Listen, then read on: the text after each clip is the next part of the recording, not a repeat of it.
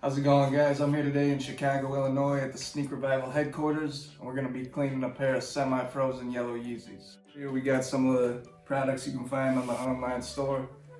We got an 8-ounce bottle, 16-ounce bottle, and the bundle package that comes with two 16-ounce bottles and a free brush. Here we got the Yeezys. So first you're going to make sure you take the laces out.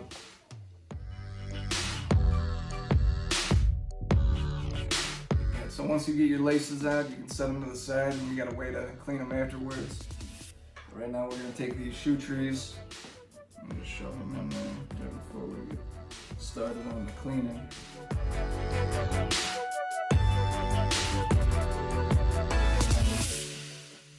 Now we're going to take this little dish and take about 2 to 3 ounces of water.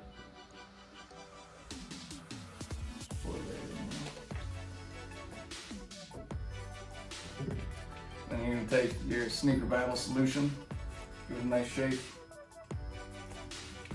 and then just as instructed on the back, 1 to 2 nice squirts. And then you're going to take your brush and just give it a nice mix so it gets nice and bubbly.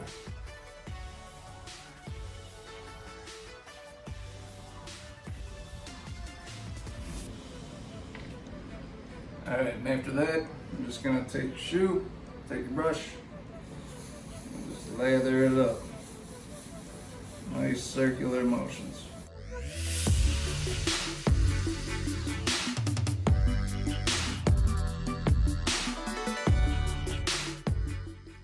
Alright, so after they've been completely washed, all you got to do now is take your microfiber cloth and just give them a good, nice wipe down.